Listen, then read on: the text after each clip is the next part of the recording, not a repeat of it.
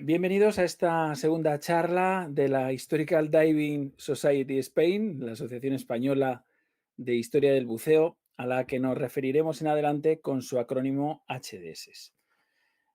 La verdad es que esto no es sencillo, pero bueno, lo hacemos con nuestra mejor voluntad, iremos aprendiendo cada día un poquito más. Buenas tardes, soy Rolf Freeman, director de Al otro lado del espejo, la radio del buceo y el mar, y me siento muy afortunado y honrado de formar parte desde hace ya unos pocos años de esta pandilla de entusiastas y apasionados de la historia de la odisea submarina de la humanidad. Con las charlas de HDS intentamos alcanzar dos propósitos importantes para nosotros desde el punto de vista de la HDS. El primero es dar sentido a nuestra asociación, cuyo objetivo principal es sencillamente la preservación de la memoria del buceo, especialmente el desarrollado en nuestro país, por una cuestión obvia, pero no solo de los objetos que formaron parte de los equipos. Estos equipos que usaron los hombres y mujeres que nos precedieron en esta aventura submarina, sino también, y de una manera muy especial y relevante, lo que vendría a denominarse el patrimonio inmaterial que tantos colegas y entusiastas del azul han vivido por propia experiencia y de la que con toda probabilidad no consta registro alguno.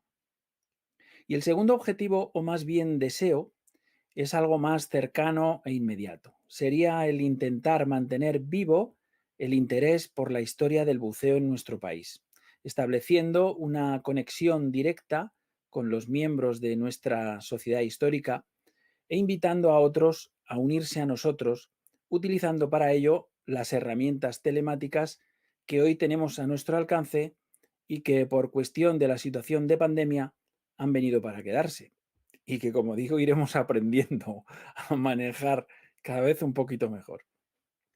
Mirando el lado positivo de las cosas y siendo realistas, en el pasado más reciente, organizar un encuentro entre los apasionados de la historia del buceo era y es francamente complicado, o al menos es un hándicap para la mayoría, por una simple cuestión de espacio y de tiempo.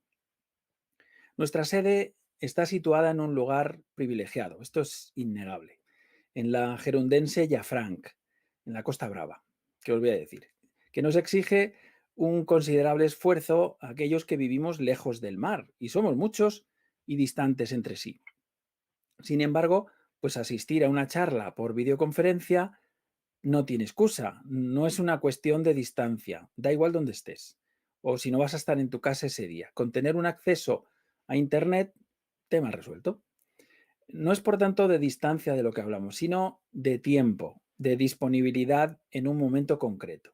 Y aún así, tampoco, puesto que esta charla se emite en directo a través de nuestro canal de HDS en YouTube, que además quedará grabada y alojada en el mismo canal, por lo que perfectamente podréis ver en diferido en cualquier momento.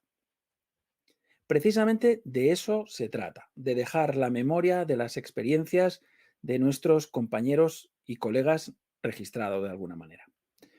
Me había prometido no enrollarme mucho y ya lo estoy haciendo de más. Os pido disculpas.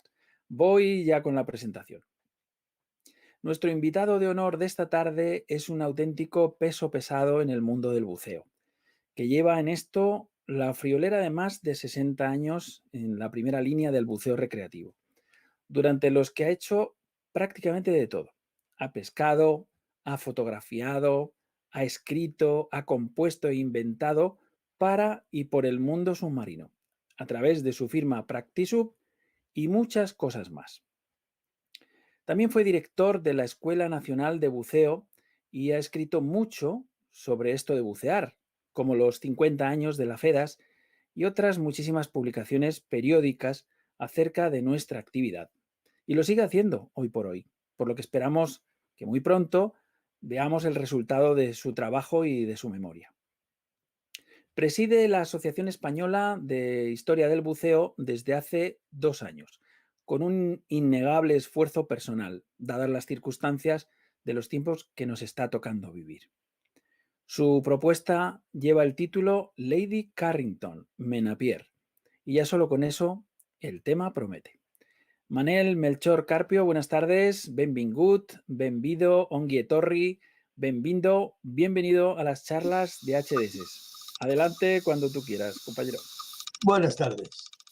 Pues bueno, vamos aquí a ver si refresco la memoria, porque después de tantos años, estamos hablando del año 1970, pues hay que sacudir un poco el cerebro para que se... Pero bueno, salen cosas.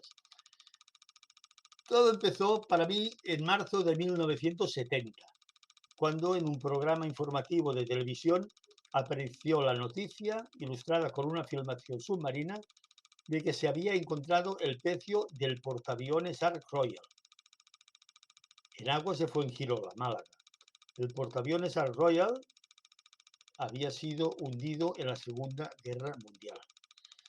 En cuanto vi las imágenes submarinas, deduje que no correspondían a ningún portaaviones, pues aparecían varios mástiles y puntales de carga.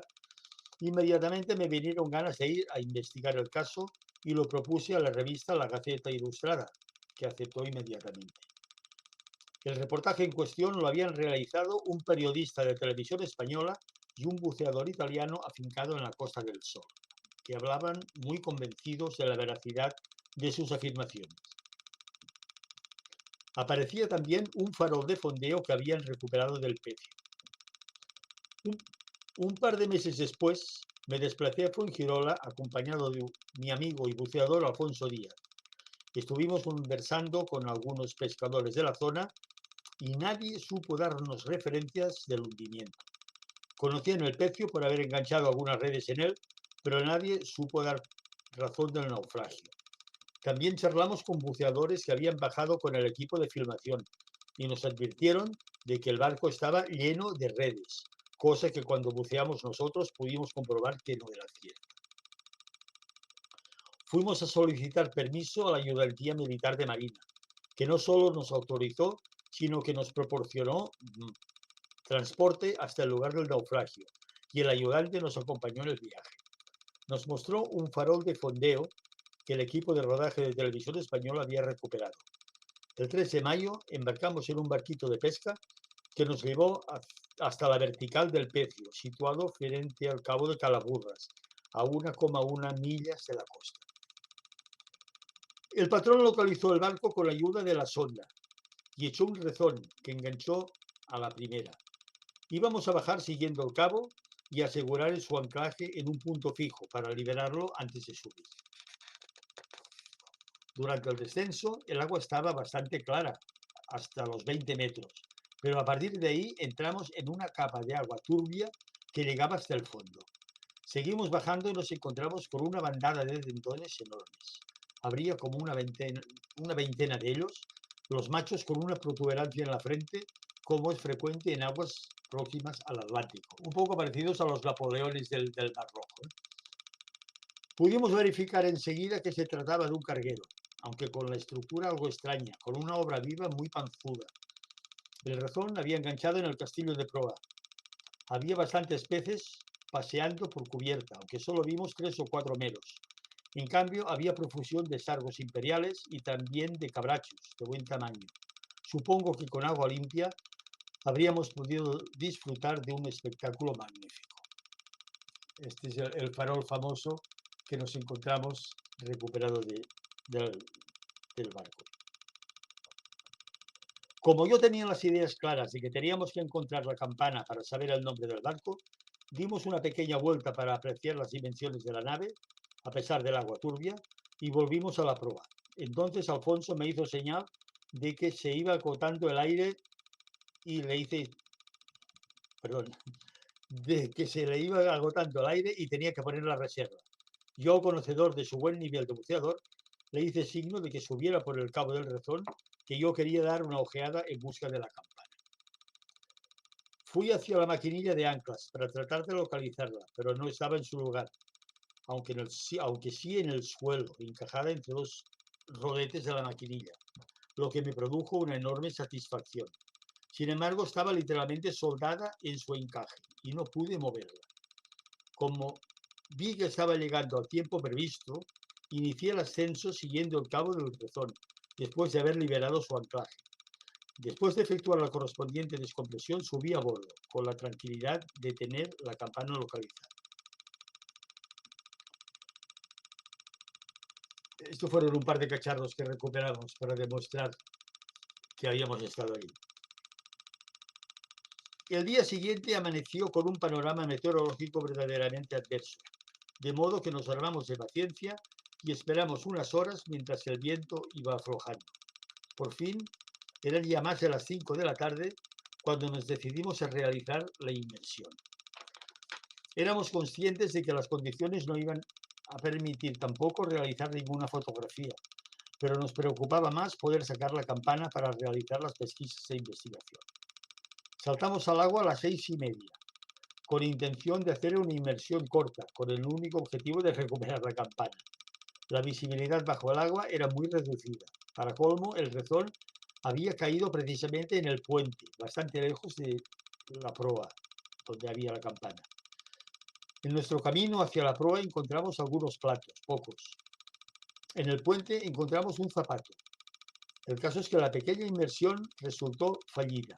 Así es que desnadamos lo nadado y regresamos al cabo de la baliza, lo liberamos y ascendimos por él hasta la superficie. A pesar de los inconvenientes, no podíamos dar la expedición por fallida. Habíamos comprobado que no se trataba de ningún portaaviones, sino de un carguero. Aunque no había podido tomar ninguna foto válida, tenía la campana localizada y consideraba que sería sencillo identificar el barco.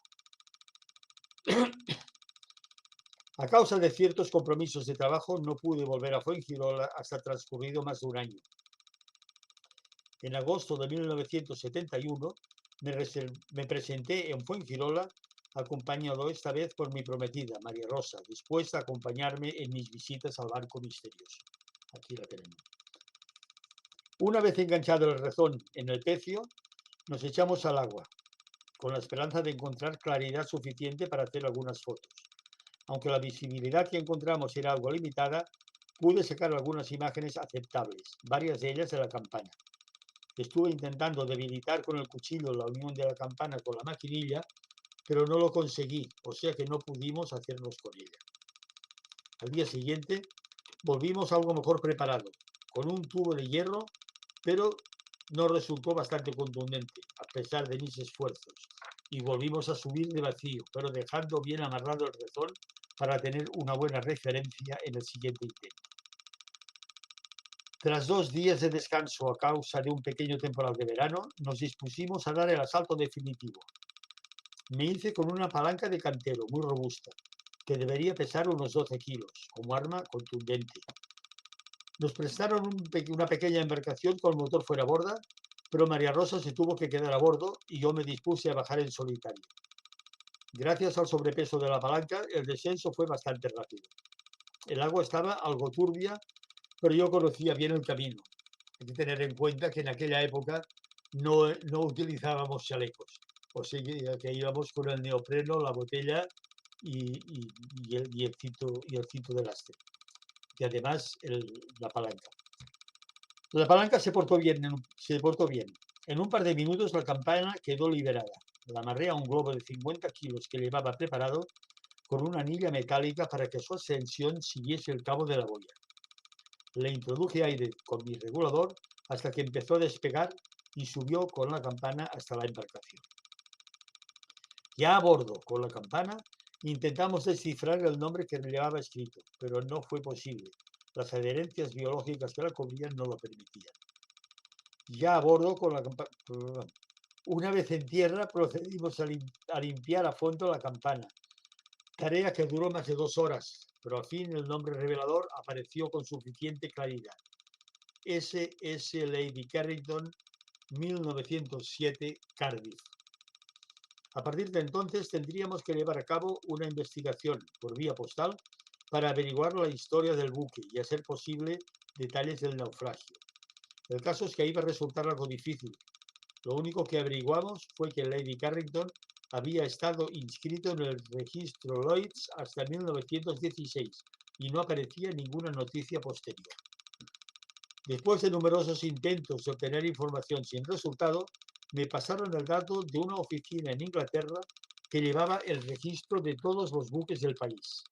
Allí dirigí mi pregunta y recibí una rápida respuesta. El Lady Carrington fue vendido en 1916 a otra naviera, que le cambió el nombre por el de Menapié.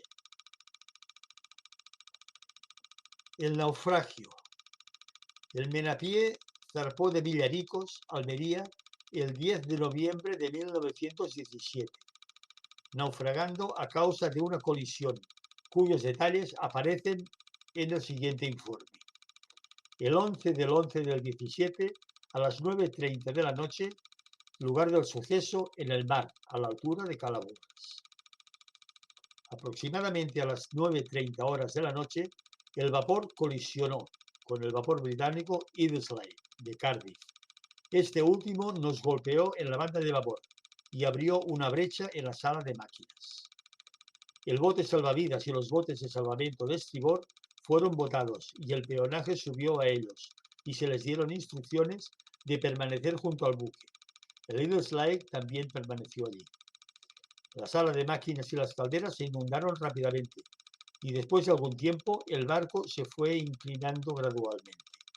Los botes fueron recogidos por el Iddesleigh y el bote salvavidas regresó con tripulación a recoger al capitán, que se había negado a abandonar el buque. A las 0:15 horas, el buque de repente se hundió, primero por la popa. Después de una minuciosa búsqueda, no se hallaron trazas del capitán, que debe haber perecido. El bote regresó entonces al Iddesleigh y la tripulación fue recogida a bordo y el bote amarrado a popa. El buque regresó entonces a Gibraltar, donde la tripulación fue eventualmente desembarcada al mediodía del día 12. Bien, una vez desvelado todo el misterio, no resulta extraño que nadie supiese nada del naufragio, pues la Costa del Sol en aquella época era prácticamente un desierto. Además, al desarrollarse los hechos de noche y en noviembre, es perfectamente posible que ninguno de los habitantes de la zona se apercibiese del hecho, máxime cuando debió de ser una noche de niebla. De otro modo, difícilmente habría habido colisión. Lo que resulta raro es que se confundiera un carguero de 3.920 toneladas con un portaaviones de 22.000. Pero hay que comprender que la noticia del naufragio de un portaaviones vende más que la de un carguero. Y esto es todo. Veamos aquí ahora un poco las medidas del Lady Carrington. 3.920 toneladas de desplazamiento, 349 pies de eslora, poco más de 100 metros, 49 pies de manga y 24 pies de puntal. En cambio, el Ark Royal, todas las comparaciones son odiosas, más en este caso, 22.000 toneladas de desplazamiento, 240 metros de eslora, que se hundió torpedeado por un submarino alemán el 13 o el 11 de 1941. Profundidad a la que reposan los restos, 900 metros. Lugar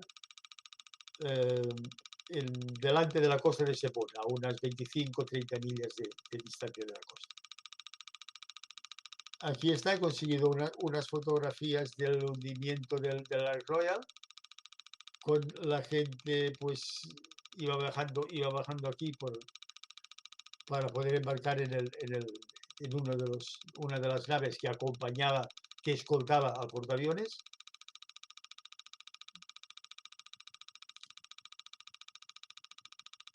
Y aquí otra foto donde se perciben perfectamente los daños sufridos por el torpedo. Parece ser que el submarino le lanzó 3 torpedos, de los que solo hizo blanco 1, pero bueno, fue suficiente. Como dato curioso y que causa alegría, es que era el número de personas, creo que había 1.400 tripulantes en el portaaviones, pues de los 1.400 solo hubo una muerte, solo hubo un caso de fallecimiento. Y esta es la pequeña historia que a mí me tocó vivir y que ahora me toca recordar. Muy bien, Manel, qué maravilla. La verdad es que da gusto escuchar historias de este tipo. Hombre, a mí se me ocurren un montón de preguntas. Si quieres, empiezo por lo último y vamos hacia atrás, Sí, si te parece. Primero un poco preguntar sobre este portaaviones, que, en fin, que fue un poco el causante de la confusión, que digo yo que ya hoy en día, con la tecnología que tenemos, todo lo que viene del mar siempre lo ponemos entre comillas y demás, porque no sabemos muy bien, por lo menos en las noticias que se refieren al mundo del buceo, casi siempre son inexactas o hay son, errores. ¿verdad? Son retorcidas. O sea que no me extraña que en aquella época las cosas fueran todavía más complicadas, ¿no? Y más difíciles, ¿no? Pero tengo la sensación, este portaaviones, o sea, terminó embarrancando o algo de esto, porque no parece que... No, no, terminó a 900 metros de profundidad. Ah, claro, claro. Es que da la sensación como si estuviera ahí No, de no, medio mira, lado. érase una vez un submarino alemán Ya, entiendo, que claro. iba de caza y se encontró con un convoy Sí, de barcos británicos que escoltaban a un portaaviones. sí. Entonces el submarino pudo llegar bastante cerca hasta que tuvo a tiro el portaaviones y le lanzó 3 torpedos de golpe, un, dos, tres, y 2 fallaron, pero hubo uno que sí que dio en el blanco. Le pilló por el flanco, o sea, por la Joder. banda, y bueno, ya se ha visto en la Y foto. con uno fue suficiente, Sí, entonces, sí, claro. sí. Joder, madre mía.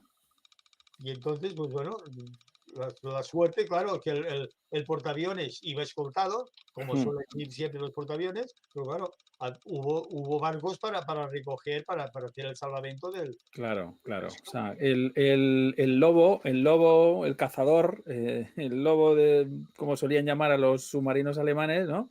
Lanzó sus torpedos y desapareció y se largó, se hizo por Cuando, los pies. cuando vio por el que periscopio blanco, pues venga, blanco y Ya lo... está, ya está. Y además que lo hemos hundido.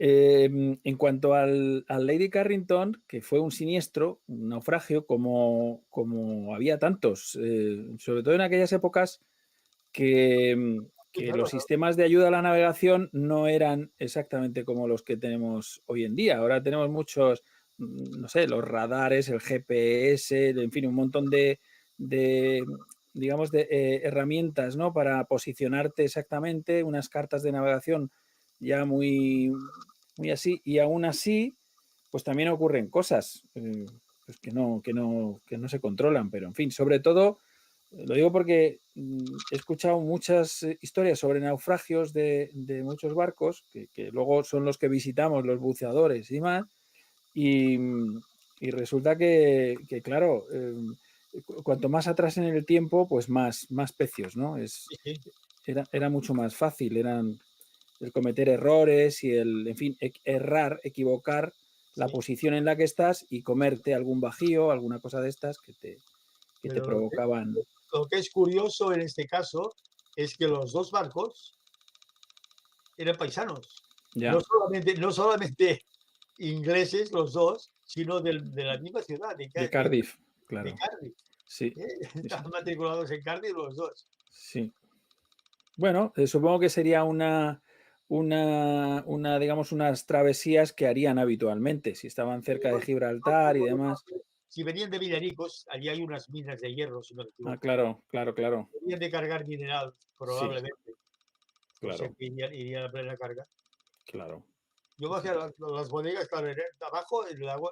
Pasa una cosa, estaba en plena corriente del estrecho. O Sí, sea, allí cuando hay cambio de mareas, pues naturalmente sobra agua o falta agua. Que en sí, uno o en otro sentido, como no sea que piles el momento justo del reparo, pues es difícil no encontrar marea, ¿no? No encontrar corriente. sí. Y esto quiere decir que también la corriente levanta fango, levanta polvo Ah, claro, y agua claro. turbia. Entonces, ya digo, yo el festival, a mí me impresionó la primera vez que bajé, con lo turbio que estaba el agua, bajaba por el cabo y vinieron unos dentones enormes a verme. ¡Bum! Había como una veintena. Digo, ostras, y pues ahora, y es que prácticamente los veía cuando los tenía 2 metros, y ellos a mí igual, ¿no? Que Sí, no tengo las burbujas. Y era muy curioso. Y otro, el espectáculo de los meros corriendo por debajo de la cubierta, porque claro, al haber desaparecido las mamparas de sí. madera, la madera se había descompuesto, pues campaban por allí abajo como si estuvieran en una casa. Claro, bueno, esa es una de las, digamos, partes positivas de los naufragios, ¿no? Que se convierten en refugios perfectos para la vida y, hombre, esto lo saben los pescadores, claro, Y por lo tanto los pescadores echan las redes y a la que hay un claro, cambio de corriente y tal, cataca, se queda la red enganchada claro. con el consiguiente problema y pérdida.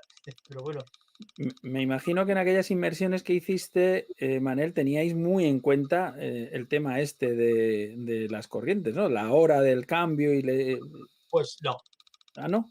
no. O sea, llegábamos allá, va a ver, eran inversiones de media hora máximo, Sí, y si era hacíamos descompresión, pues llegaban a 40 minutos, no más, y las corrientes no llegan de golpe. O sea, si cuando llegabas había calma, pues oye, pum, abajo.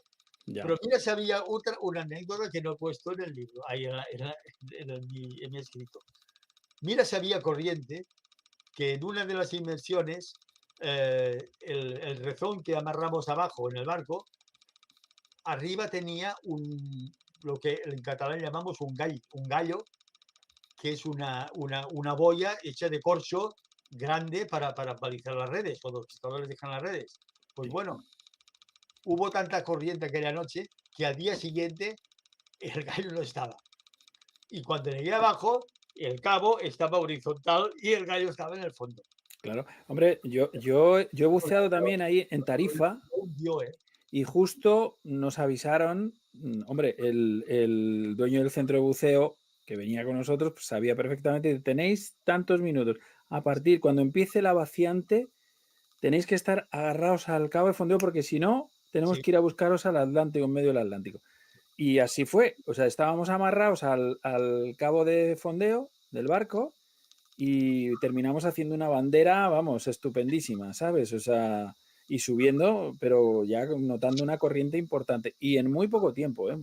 Menos de lo que yo me creía, pero bueno, yo he, está yo he claro. vivido, yo he vivido bastantes corrientes de estas pescando en aquella zona a pulmón libre y llegando un momento de decir, bueno, me voy, me voy hasta que pare. Claro. Yo iba siempre con un práctico de allí que decía, no, mira, ahora súbete, vamos allá, que hay un sitio que no hay corriente. Porque me compré el libro de mareas y no me sirvió para nada. Porque, porque las corrientes iban al revés de lo que la lógica decía. Ya, Porque es que en el estrecho las corrientes centrales van en un sentido, pero en la costa hay la contracorriente, que va al revés. claro, claro. Y Sí, entonces, porque en el fondo, bueno, lo hemos podido ver, está por ahí en internet, se puede ver. En el fondo tiene una peculiaridad orográfica en el fondo, el estrecho, y crea una situación que tú dices, que la corriente central va en una dirección sí, y los laterales pueden ir en otra. Y además son tan fuertes que un barquito velero, como sea un barquito pequeño, puede ir navegando justo hacia atrás, aunque él crea que va avanzando. contraviento total. Sí, sí. Oye, y en cuanto a la campana, que es muy interesante, claro, no le cambiaron la campana, no se No, les no, ocurrió claro, cambiar la campana. el bronce iba caro ya. Qué, qué dejaos, ¿no? Qué dejaos. Los nuevos dueños, los del Menapier, no tuvieron la delicadeza de poner una campana con el nombre de su barco, ¿no? Y mantuvieron el de Lady Carrington. Que digo yo que, claro, a ver, esto fue, si el hundimiento decías que fue en 1917, más o 17, menos. sí, 17. ¿Y tú bajaste en qué año? en el 70. En el 70. O sea que, obviamente, primero no era patrimonio y no sé siquiera si en aquellos años todavía estas cosas se declaraban patrimonio arqueológico, que son No, 100 años lo que tiene que no, tener. cuidado. Yo pedí permiso para quedarme con la campana y Ujú. las autoridades de Marina me lo concedieron. Lo que pasa que no lo he podido encontrar, no sé dónde lo tengo. Naturalmente no lo he perdido porque está en casa entre papeles, pero La como campana. No, el papel del permiso. No, la campana la tengo encima del mueble del comedor de mi casa. Para esta la tenías que haber traído, Manel. Teníamos que haber visto la campana aquí en directo. Claro, la campana y uno de los ojos de buey que saqué. Ah, sí, sí, sí. También lo tengo. Que hemos visto que hemos pasado 2 diapositivas así un poco rápidas porque no había mención en el texto No, y bueno, estos igual es que, dos portillos. a ver, yo tuve la suerte de que, bueno, además tampoco fui en plan de rapiña, ni muchísimo menos, porque todas las mamparas de madera que tenían su correspondiente portillo en cada camarote, pues la madera había desaparecido y los portillos estaban tumbados en tierra, Claro. o sea, tumbados en el suelo. Y yo ahí no tuve más que coger un cabo, atar los dos que tenía más a mano y pum, para arriba. Claro, o sea que los materiales más, digamos, sensibles, estos terminaban deshechos, terminaban. Claro, claro, claro. Oye, a ver, pasando un poco, apartándonos un poco del tema, el Titanic se está deshaciendo. Sí, absolutamente. Claro, Dentro de unos años, o sea, no va a llegar a 100 años. está claro, está Antes claro. de 100 años se desintegra del todo, porque por lo visto hay unas bacterias que comen hierro y Sí, se están poniendo están las poniendo botas. ciegas. Qué bueno. Bueno, pues nada, me había apuntado un poco el tema de la referencia de los pescadores que te habían dado la posición, que me imagino que esto iría con marcas, porque entonces no gastabais GPS, ¿no? Como ahora. No, sí, no, por sondas sí tenían.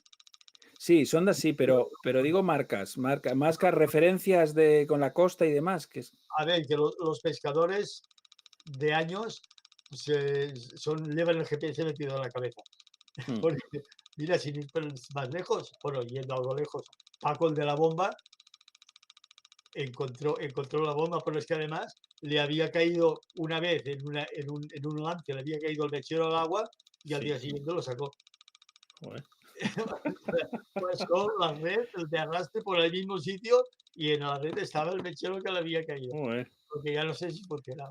Sí, sí, sí, sí. No, a ver, ellos son expertos, lo que a nosotros nos parece como mágico, pero ellos tienen referencias en diferentes puntos, triangulan y saben perfectamente dónde están.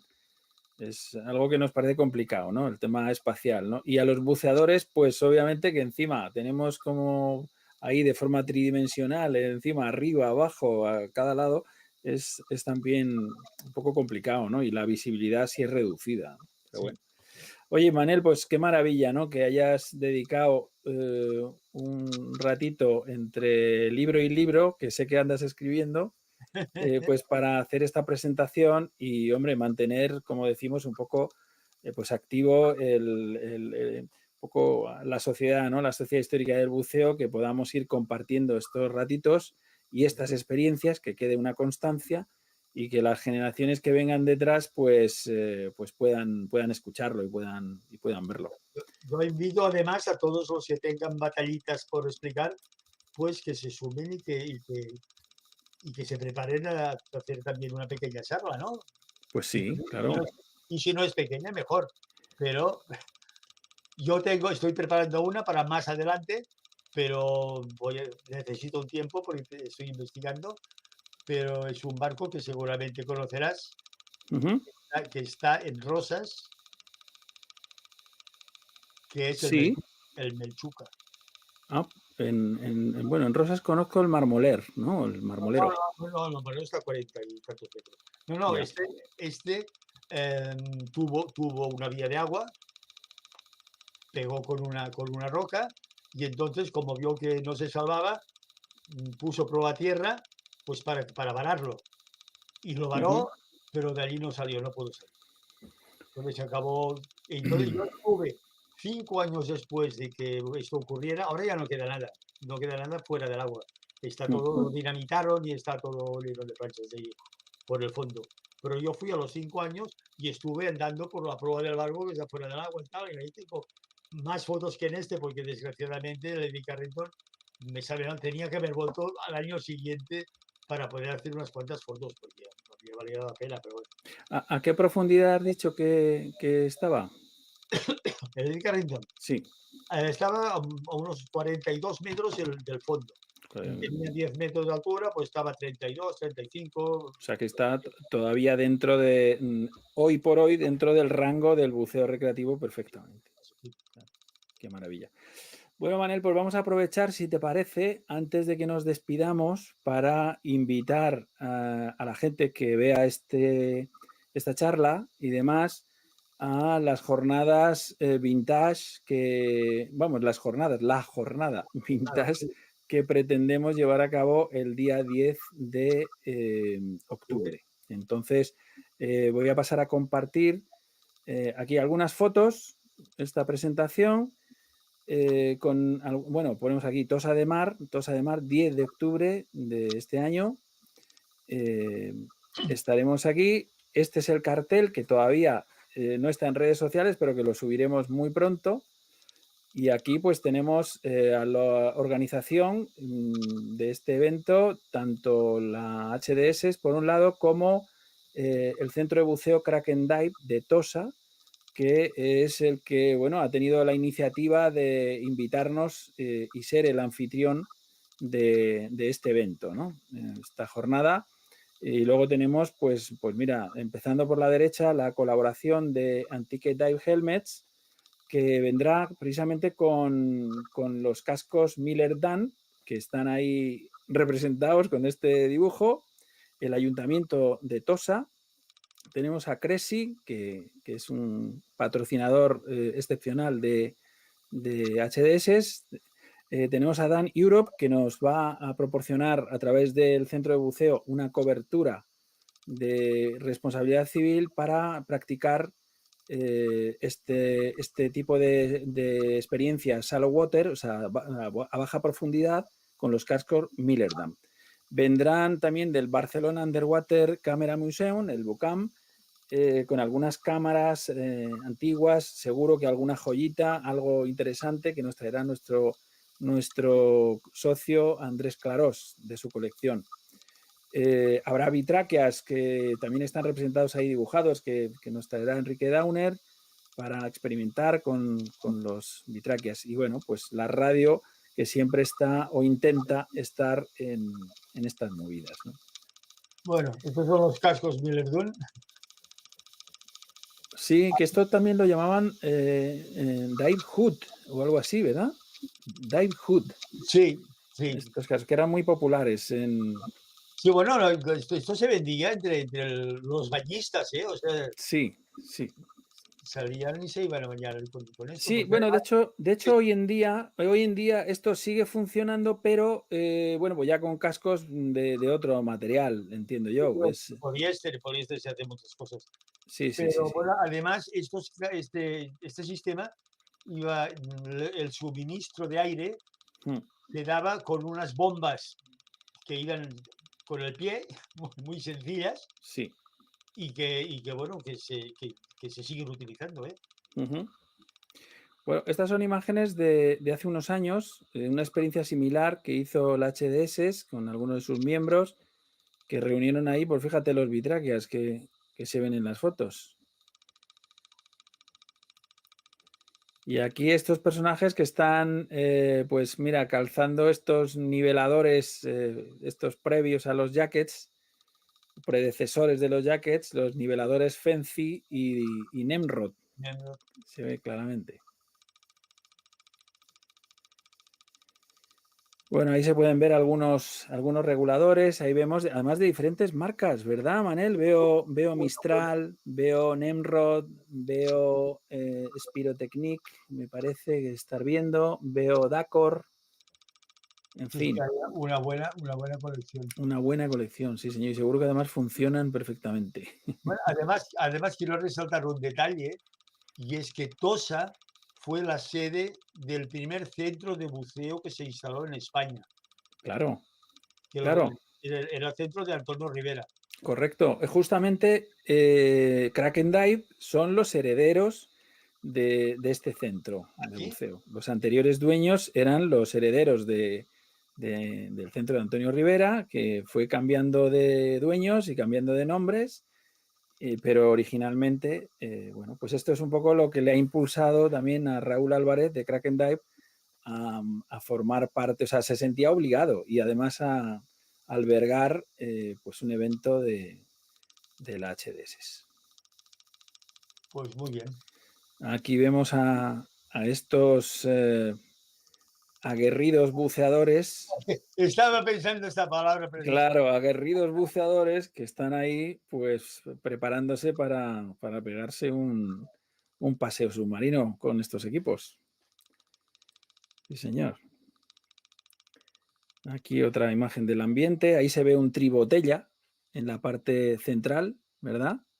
Sí, de aluminio además. Ajá. Plateado. Sí, señor. Tribos y vivos. Ahí a tope. Otra imagen de... Aquí se ve claramente una chaqueta de neopreno Nemrod de la mítica marca española. La lástima es que la época de esa época del buceo, pues hay mucho material que no que es perecedero, ¿eh? Porque Ya, los trajes de goma, con el tiempo, pues la goma se acaba claro, claro. Bueno, la verdad es que, hombre, yo no sé, como yo no soy coleccionista, entonces no sé qué tratamientos le dan los que coleccionan. Habrá que preguntárselo, por cierto, ya llevo tiempo que tengo algunos contactos previstos para que nos hablen de estas cosas. Bueno, nuestro socio Rubén Castillo desde Mallorca, Sí, que tiene un museo, vamos, impresionante de material Nemrod, sí, pues nos puede contar, porque hoy en día sí que hay regeneradores de caucho y de este material que lo sí. conserva bastante bien. No lo sé, no sé cómo lo harán, ya se lo preguntaremos. Bueno, y con esto, pues nada, os esperamos en Tosa el día 10 de octubre, si os Allí apetece, allí aquí, estaremos, ahí sin lo duda. tenéis. Muy bien, pues Manel, ha sido un placer. Ha sido un Igualmente, placer, hemos disfrutado un montón y nada, y este vídeo pues quedará formando parte de la colección de temas que tenemos ahí en el canal de HDS, que bueno, poquito a poco la gente lo va visitando. esperemos que sí, que esto vaya Un placer grande, Manel. Te mando un abrazo formidable desde aquí. igualmente. Hasta pronto. Hasta pronto. Chao.